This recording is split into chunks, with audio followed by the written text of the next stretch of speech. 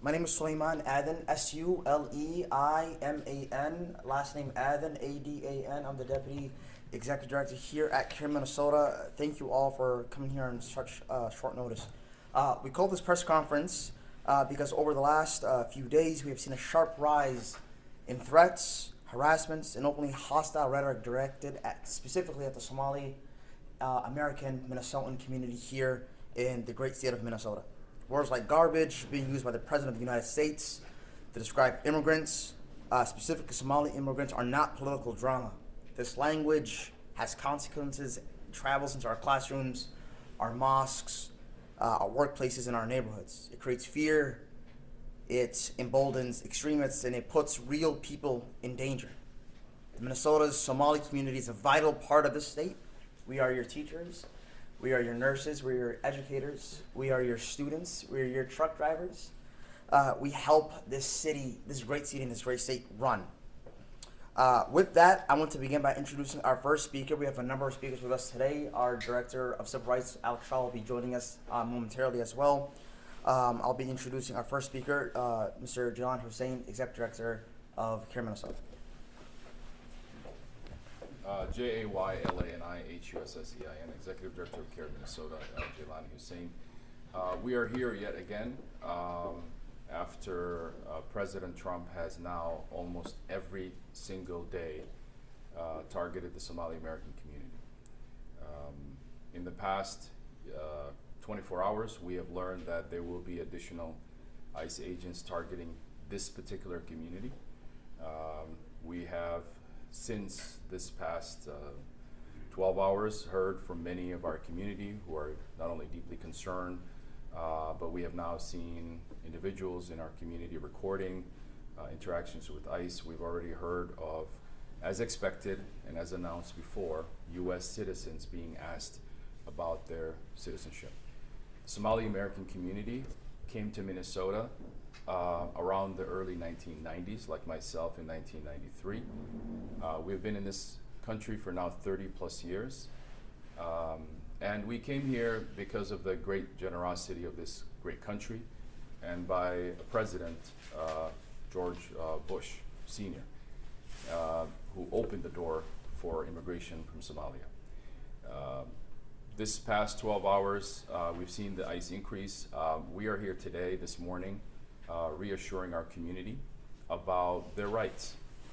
This is something that we have been telling the community. We are asking for predominantly our Somali American community as well as other immigrant communities to listen to this press conference today as we share some really critical basic information. Most of this information has been publicly available, but we are reminding people of these basic facts about their rights.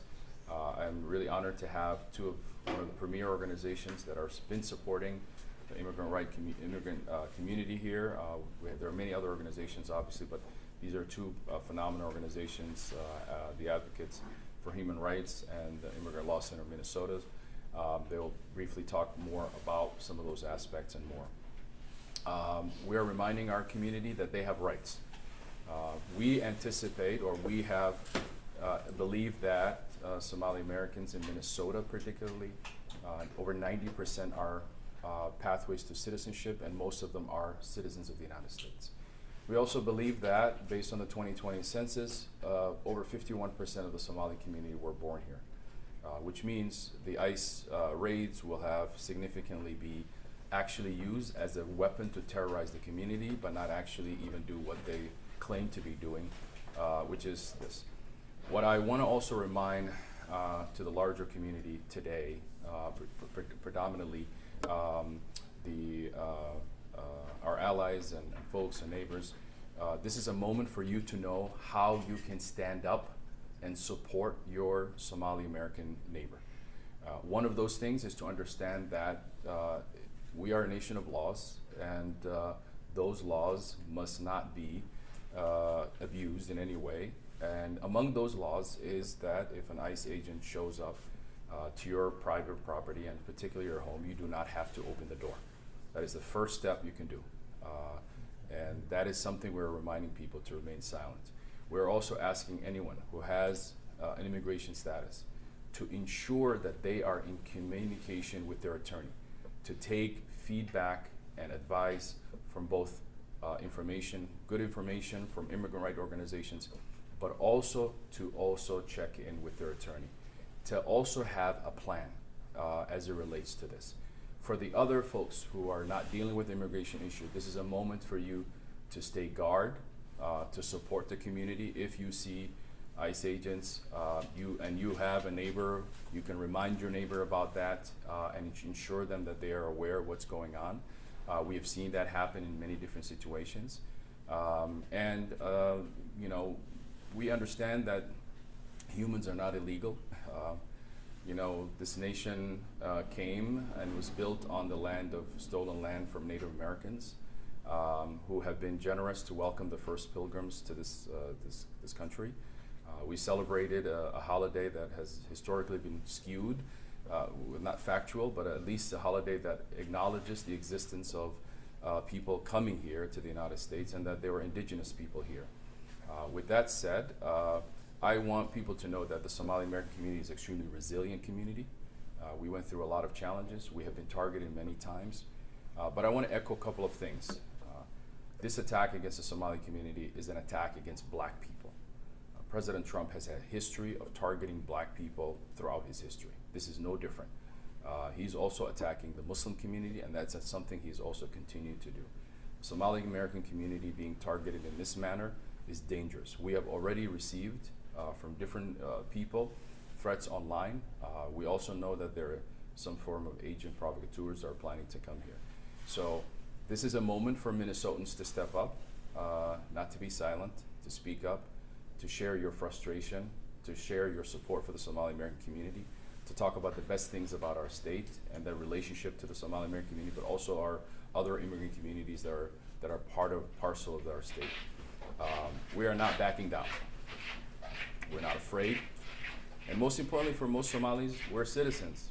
We're not going anywhere. This is our home, this is our country, and we're gonna do everything possible to ensure that we fight for inclusion, just like many others in this country have fought, from Irish to Italians to other community members who are targeted severely in other immigration efforts, including our Japanese American community and others. So we're not giving up, we're not going anywhere, but we want to ensure people, instead of living in fear and hysteria, to know your rights. If you know your rights, you will be comfortable to know that you have things you can do to safeguard yourself in this moment.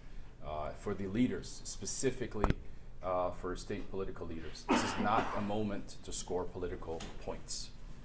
This is a moment to ensure that you speak truth to this matter. Attacking a community for the act of individuals is not only wrong and evil, but it's basically the best description of racism. And so anyone who engages in collective punishment of a community or a collective stereotyping of a community is the textbook definition of racism. And so therefore, we want people to know that. And I want to remind and welcome some of the GOP leaders who have said some positive things to continue to do that, to ensure that this attacks against the Somali community is reminded to President Trump. As also we mentioned, there are many Somalis who voted for President Trump. There are many Republican Somali Americans who are extremely disillusioned and frustrated with this attack against our community unfairly. And we're encouraging in this moment to see who will stand up for truth and who will be silent and for evil. And with that, I'll turn it over. Thank you so much, Jaylani.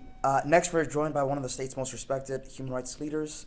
She spent years documenting abuse, supporting asylum seekers, and defending the rights of immigrant communities here in Minnesota and across the world. Please welcome Michelle Garnett McKenzie from the Advocates of Human Rights.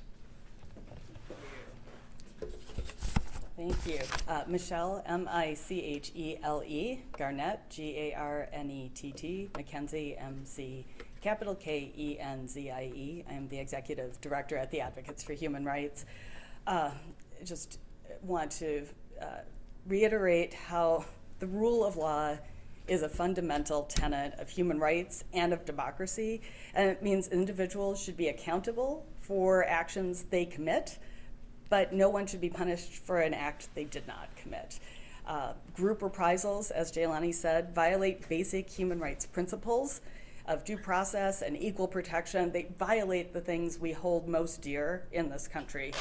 And the toxic rhetoric that's being weaponized right now against Somalis in Minnesota in particular, and in different ways against different groups right now, is truly advancing an agenda that is bent on ending America's commitment to humanitarian protections and to making sure that all immigrants and their families and their friends and their employers and their communities feel less, not more, secure in being part of the fabric of our country.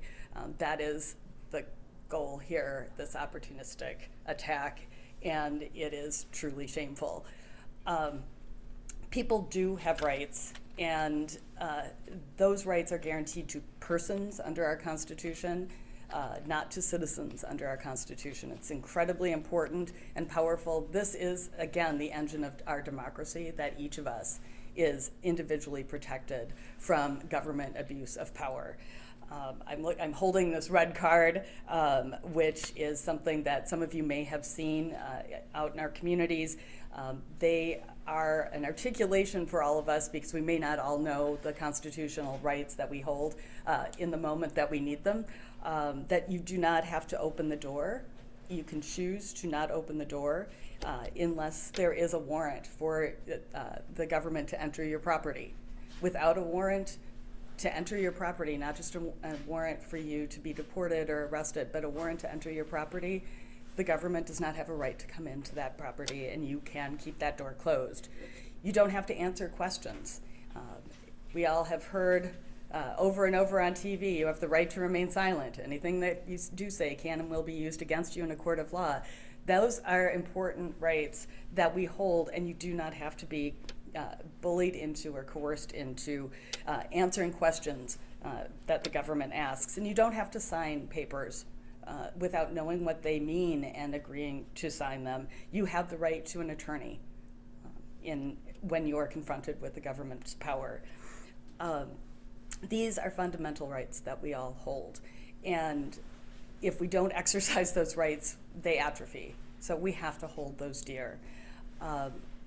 As part of Minnesota's Immigration Legal Services community, and my colleague will talk more about this, I'm sure, we have been doing our best to make sure people know their rights and have access to the individual information that they need about their own case. Every case is different. As Jaylani said, there are thousands of US-born, US citizen people here who also identify with immigrant communities, or who will be identified because of what they look like or sound like as an immigrant. One of the things that we can do and should do in this moment is also document when we as citizens are approached and asked for documentation. How many of us have walked down the street and been asked to show our papers? This is not what America is like. This is not what Minnesota is like. This is not what our streets are, what we expect in a free society. And when that starts happening, as it has begun already, based on what someone looks like or sounds like, we are in peril. So document those activities, make sure those get reported up to someone who can help fight those in a court of law. I'm going to stop now and turn things over to Jenny. Thank you. Thank you so much, Michelle. All right. Our next speaker is someone whose organization works directly with families for navigating immigration challenges every single day. She leads a team that has been responding to increased fear, legal questions, and urgent calls for support. Please welcome Jennifer Powell, the Executive Director of the Immigrant Law Center of Minnesota. Good morning. Jennifer Stoll, S-T-O-H-L, Powell, P-O-W-E-L-L. I'm the Executive Director of the Immigrant Law Center of Minnesota. We are a nonprofit legal services organization serving low-income refugees and immigrants throughout Minnesota and refugees and asylees in North Dakota. We have offices throughout the state of Minnesota. I'm here today because we stand with and support our Somali clients and our Somali community, and neighbors. I've worked with Somali clients for many years, helping them obtain their green cards after coming into the country as refugees, all the way through the process of becoming U.S. citizens. Our organization continues to serve immigrants from across the world and stand ready to provide immigration legal services together with our partners like the Advocates for Human Rights and other legal services organizations here in Minnesota. One of the things that our office does is provide resources to people who are detained. Detainees can call our office. Their family members can also call to seek information and will be provided with resources about their rights as someone who is detained. As Michelle shared, to obtain access to residence, they need a judicial warrant. It should also include the name of the person that they're looking for and the correct address. We've already talked about the right to remain silent, right to an attorney, and the right to refuse to sign anything till they talk to an attorney. Individuals who are observing also have the right to record at a safe distance what's happening. So those are some of the rights that clients have, the community has, and we stand ready with resources and information and to serve clients that are detained by ICE and in immigration removal or deportation proceedings. Thank you. Thank you so much. Before we introduce our next speaker, our Director of Civil Rights, Alex Shaw, Michelle reminded me of this card. Jelani and I and others were at a coalition meeting last night with a number of, the room was packed as far as the eye could see. And someone had asked Jelani, you know, how many of these do we print out? Like, or how do we spread these? And Jelani just said, flood it. Early this morning, I was in the Cedar Riverside neighborhood with Senator Zainab Mohammed and other organizers, and all I could see were those same coalition members spreading these cards, and specifically in Somali and Oromo, flyers inside the Cedar Riverside towers and in the University of Minnesota campuses. So information overload is just that, it's information overload. So with that, I'll want to introduce Alex Shaw, our civil rights attorney. Thank you. It's Alex Shaw, A-L-E-C-S-H-A-W. I'm the Civil Rights Director here at CARE Minnesota. As we've said before, we want the community to know that this is not a time for panic. This is a time to be aware, to be alert, and to be informed of your legal rights. As we know, the large majority of Somalis in Minnesota are legal permanent residents or citizens. That does not mean that that folks with legal status are, you know, totally immune from interactions with federal law enforcement. We fully expect to see, you know, citizens and lawful permanent residents to be harassed and detained by ICE agents if they're, you know, surging into the Twin Cities. We heard from a U.S. citizen just yesterday who was detained. We've heard of people, you know, being asked to show their passports on the street. I want to remind you, there's no law that says you need to carry your passport with you. There's no law that says you need to have a passport at all. That being said, if you have one and you're able to use that to prove your status, it could mean the difference between being let go and being detained for, you know, days or more. So I encourage everyone to learn and be familiar with their legal rights. We've got Know Your Rights materials on CARE Minnesota's website. The Advocates for Human Rights and the Immigrant Law Center have great resources as well. There's going to be you know, further Know Your Rights trainings organized, and we'll make announcements about those. Thank you. We'll take some questions. Jelani, what do you think should happen next for those Somali residents who are undocumented or working through the legal status? Just like we said, we want those individuals, if they have an attorney, to check in with their attorney to understand the basic rules as far as how to keep themselves safe, and follow that advice, which is obviously we're talking about here today. For those individuals who do not have an attorney, and this is the time that they need to seek legal counsel, so that they can have the best information and they could be represented, and also they can be provided that support. So We obviously know the number of undocumented Somalis is very, very small.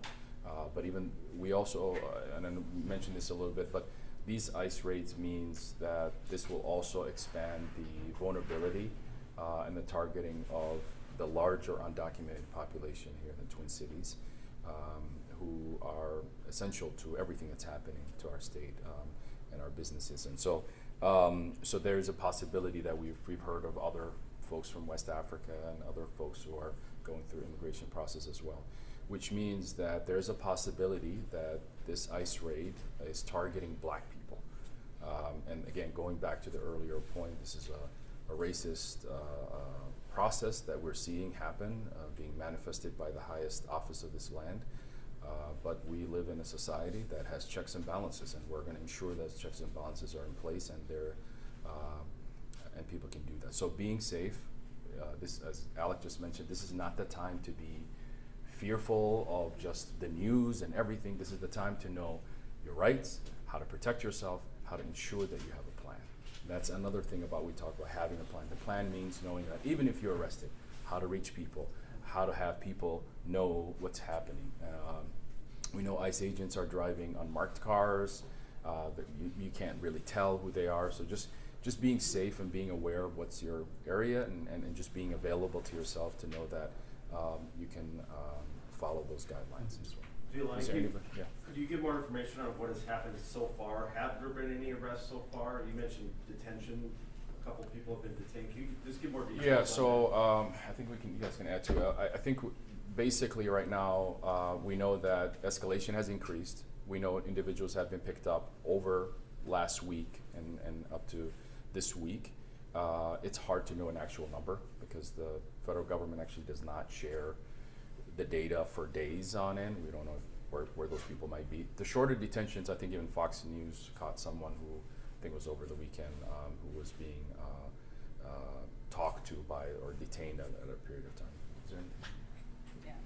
Yeah, I guess I would say that we have seen over the past year a significant change in the manner and number of ICE agents and their delegates from other federal agencies moving throughout the community for enforcement, being able to make traffic stops, looking, going to houses, stopping by places where immigrants appear to be. So how does that happen? Exactly what Jaylani was saying. It's based on appearance or accent. This enforcement, these are just, it's about what you look like and what you sound like. One of the things I wanted to mention in response to the how to stay safe question, some of our colleagues at an organization called Human Rights First have developed an app that people can install on their phones. It's called Ready Now, and it is a way to do some safety planning for yourself and your family, and to set up an alert system to your lawyer and to your family and to child care providers, whoever you need to send an alert out that's pre-populated if you are being detained. That's something that I've installed myself because I need that protection as well. It's something that we're encouraging our clients and family and friends to have downloaded and installed as well, so that if detained, that's known. As Jaylani said, if a person is taken into custody by federal immigration enforcement agents, there is not a roster, a jail roster that you can quickly look at to see where a person is. There is an online detainee locator system that sometimes is updated and sometimes is not. Effectively disappearing people when they are taken into custody, it's often very difficult to make contact with people or know where they are. So having that alert sent out to family or friends is something that you can do, and having that set up is something that can keep that people calm and not and know they have a plan. They probably will never have to press that button, but you've got that plan in place. Specifically to the Somali community, though, have there been people picked up? I'm not really asking you broadly over the last year. Yeah,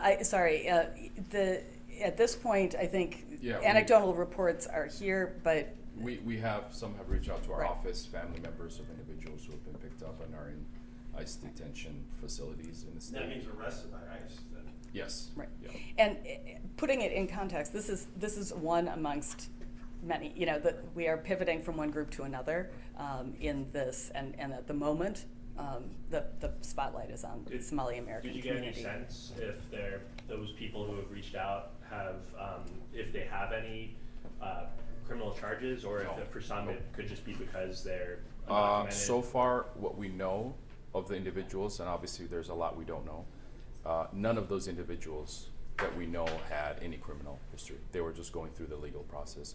And, and it's possible that some of those individuals were hopeful with their process. It's hard to tell at this moment right now.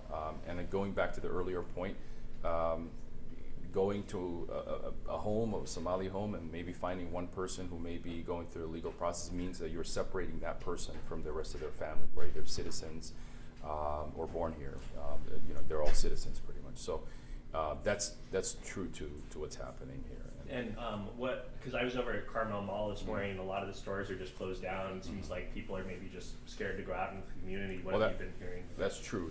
People are concerned about activity. Things are just shock right now, and this is one of the reasons why we're here today, to kind of remind people about their rights and also remind people what they can do to stay safe. So at this moment right now, there's a lot on social media, and we want to remind folks out there, please go after information that is coming from credible sources, organizations like us, and your attorneys, and make sure you know your rights. That doesn't change. The basic facts about remaining silent and not opening the door, these are things that you can do all the time. So we know that our community is scared, and it's unfortunate because, like I said, majority of us are U.S. citizens. Some of us even born here, it's disappointing, and we know that this rhetoric and this attack against our community not only is it unfair, but it's really weaponizing this fear against our community, and I think most Americans in this country, no matter what political stand you live in, they can tell that there's something wrong. And I'm going to go back to an earlier point that I mentioned in the previous press conference. I'm also interested in knowing those who are possibly benefiting from these continuous targeting of the Somali American community and the agendas that are behind that I believe are also being played. That's why it's important for us that we do not have a political football for this community, and I feel like that is how it's happening. Somali Americans are just like any other community. They have Republicans, Democrats, Green Party, Independents, and people of everything, people who switch around every year. So this idea that we are a single community with a single voice or a single monolithic view is absolutely wrong. And could you talk about how, because there have been some Republican candidates, and I'm not sure what Trump has also said in the past, maybe try and court Somali voters. What do can you talk about how you think these comments will affect? They will the affect support of the Somali- well the support of silence party? the silence against the act that an individual criminal act represents an entire community and not say that that's wrong. We are a community.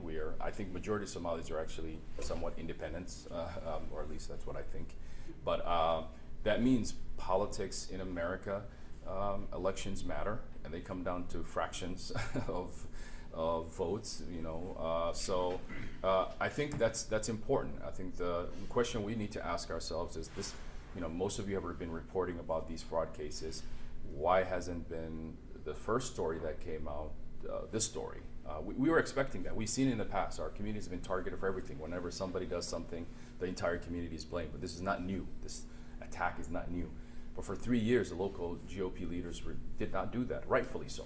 So why are all of a sudden now they're acting like that this is a Somali issue when it's not? And so those are real questions to ask them, and for them to recognize that this is unfair. And now I'm deeply concerned for my community. We have the majority of attacks against mosques in the nation here. We are also a working class community, poor, still sending some money back home to families, working through the challenges of living, and we know that right now that we are dealing with potential recession and challenges economically, and I'm deeply concerned that this impact and some of the impacts that it'll have, even though I know my community is extremely resilient, this is unfair. And so Minnesotans need to stand up and to tell the truth. And those who are silent, I think we will know where they stand. Jelani, I've seen and heard a lot of comments on social media that say if someone is here illegally, they should be deported. What are your thoughts on those comments? You know, I think the only person who can say that is a Native American. Most Native Americans are welcome everybody.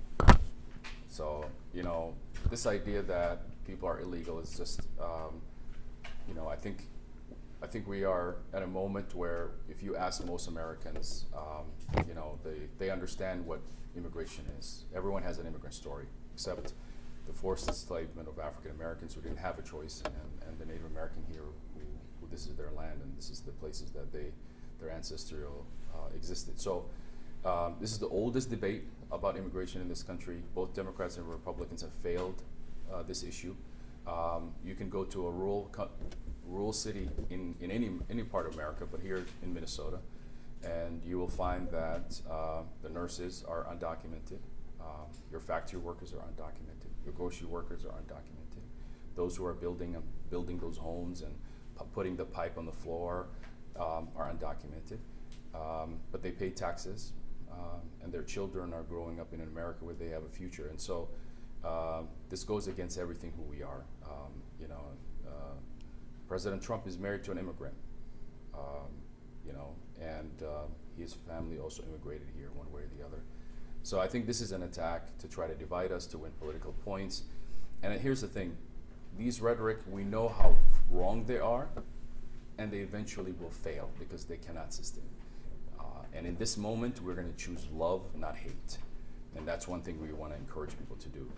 So weaponizing ICE to target Black Somali immigrants, this is not immigration policy. This is racism being directed from the president's office. Jelani, can you speak to what outreach efforts look like for members of the community who don't speak English? And I'm just kind of curious generally how language barriers interact. Yeah, so we have a lot of, in fact, some of that has been challenging for us. There's a lot of outlets on social media that our community trusts, Somali media and others who have historically provided continuous information engagement. We'll use those. A lot of our people are connected to us. People also even listen to national, international broadcasts like BBC and others who provide you know, information in language. So those outlets are part of that. But what we are doing, what we have historically done, is go to the grassroots.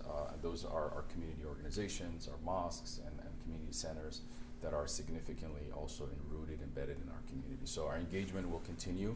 We'll continue to remind people of not about just you know, these information with about them protecting them on ICE, but also everything else. We also are worried about the hate on social media and some acts around that, and so we're monitoring all of that right now. Is that like illegal or unconstitutional just to take people in if they are citizens and just to, you know, they later have to show, like, if they're not carrying their passport on themselves but they're being picked up, like, is there anything wrong with that? So the U.S. immigration law is has broad authority, but it's not unlimited. And one fundamental tenet of it is that the U.S. cannot deport a U.S. citizen. That is illegal. Now, that doesn't mean it doesn't happen. We know it happens because we don't always have our documents on us. We don't always know our citizenship status because we don't have a clear, fair, accessible, understandable immigration policy.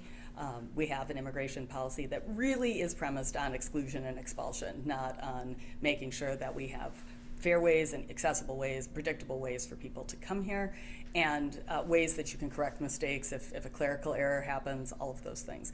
For a U.S. citizen to be detained by ICE and thrown into immigration detention is going to result, I think, in civil rights claims. And I think those have been successful so far. Those take a while, of course. Lawsuits are not a remedy for the harm that's done. But certainly, you know, anyone who is a U.S. citizen and can prove that doesn't want to spend days or weeks or months in an ICE detention center somewhere around the country while they scramble to prove that. So if people have their passport card or their enhanced ID, they're able to prove that they're a U.S. citizen. You can hopefully avoid that. That is something that's really important. People who have documentation or people who are in the process of getting documentation also are here, known to the government and going through a lawful process. And the dichotomy of who is illegal and who is not is really just a false one. There is a deportation process. If you don't have status, the government can put you in deportation proceedings, allege you're being here in violation of the law, prove that. You can raise a defense to that if there is one available to you under law. And those defenses are important. They include protection from being deported to a place where you fear persecution or torture on account of your identity. Defenses include being separated from your family if you've lived here an exceptionally long time and your deportation would cause exceptional and extremely unusual hardship to those family members.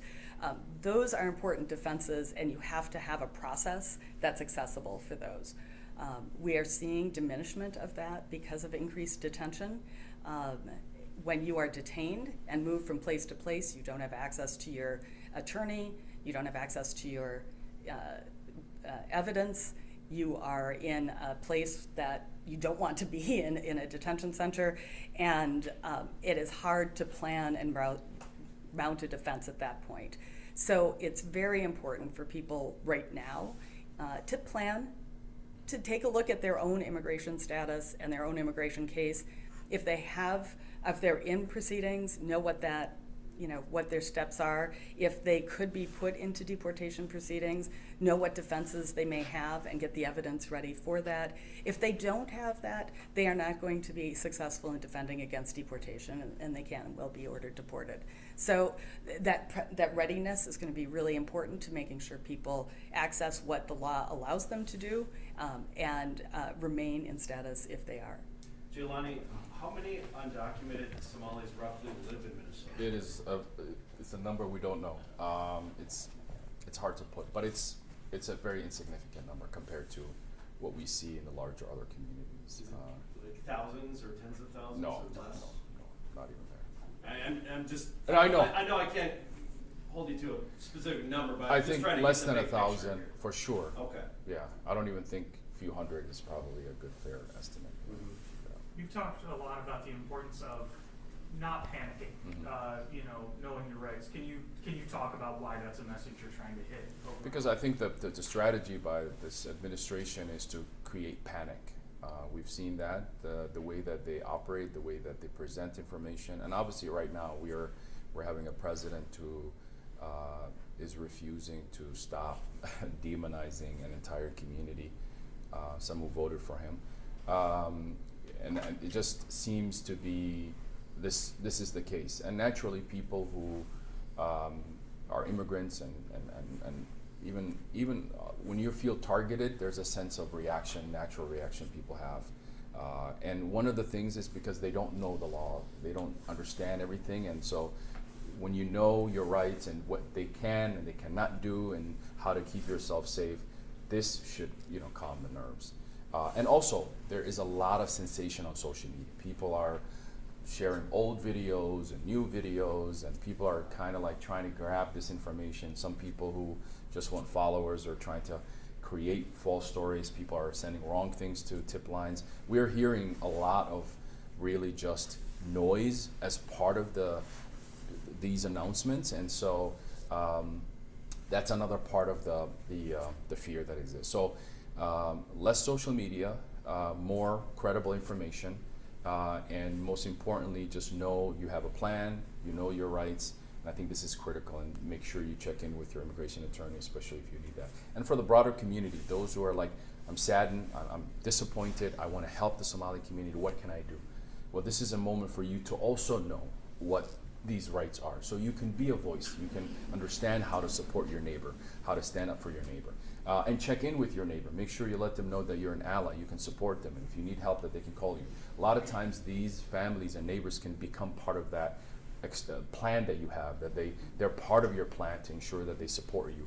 And if they know that you are someone who needs to be protected, maybe they have other tools that they could provide for you.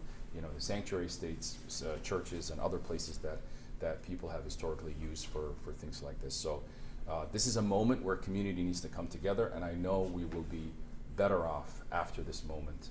It's because it's forcing us to actually stop and think about each other. And I hope we do that, and through that process we understand our Constitution, we understand the rights, and I think we come out of this particular moment resolved on the idea that we need to fix the immigration laws of this country. For far too long we've heard politicians claim that they're working on it. They haven't really addressed it, and I think this is the moment that we are going to need to respond in a meaningful way. All right, thank you so much for everybody for being here today.